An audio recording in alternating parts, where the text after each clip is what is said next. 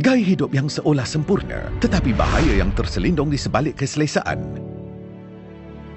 Mengawal tahap kolesterol dan tekanan darah membantu mengekalkan kesihatan kardiovaskular. Namun, kita sering mengabaikan kesihatan pengaliran darah kita. Darah terbentuk daripada plasma, sel darah merah, sel darah putih dan platelet. Apabila pengaliran darah lancar, ia dapat mengalir dengan mudah. Tetapi, apabila usia semakin meningkat, lipid darah dan gula darah akan mula berkumpul dan membentuk plak di dinding saluran darah. Platelet menjadi berduri dan hiperaktif. Platelet berduri ini akan bertambah dan melekat antara satu sama lain.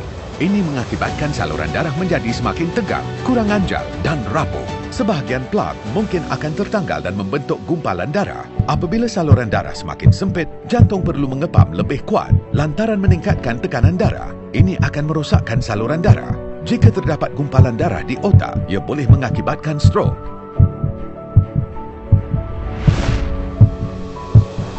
Jika terdapat gumpalan darah di aliran darah koronari, ia boleh mengakibatkan serangan jantung. Ini boleh berlaku pada sesiapa, setiap masa, di mana-mana sahaja. Bagaimana kita boleh melancarkan peredaran darah? Penggunaan ubat-ubatan. Pembedahan angioplastik.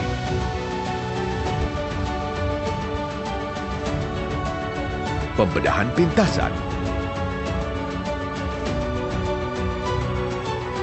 Apakah alternatif penyelesaian semula jadi yang tidak memerlukan ubat-ubatan, pembedahan dan tanpa risiko?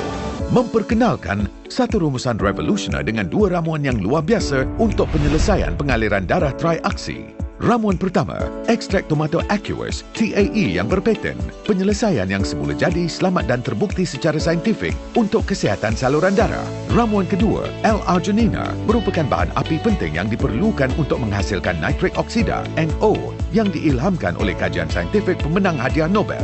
Lebih 3,000 kajian menunjukkan bahawa NO dalam badan kita boleh membantu mengekalkan kesihatan saluran darah. Penyelesaian pengaliran darah triaksi juga mengandungi nutrien synergistic proprietary untuk menyokong sistem peredaran yang sihat.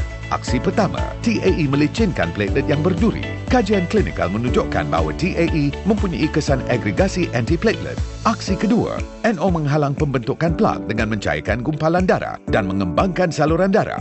Aksi ketiga, NO mengawal tahap tekanan darah dengan memulihkan saluran darah yang rosak dan mengembalikan kelenturan saluran darah. Oleh itu, ia membantu memperbaiki peredaran darah dan melindungi jantung.